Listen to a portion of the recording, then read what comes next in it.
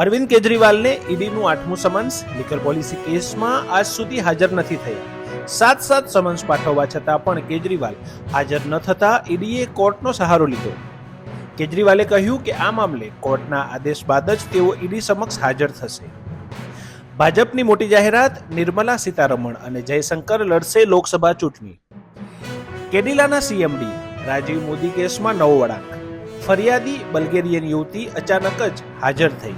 ગુમ થયાના 34 દિવસ બાદ આજે યુવતી હાઈકોર્ટમાં હાજર થઈ.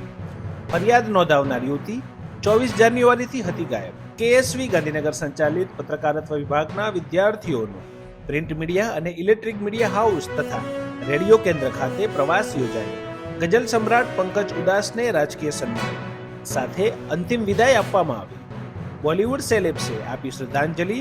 પંકજ ઉદાસના અંતિમ સંસ્કાર વરલીના હિન્દુ સ્મશાન ભૂમિમાં કરવામાં આવ્યા.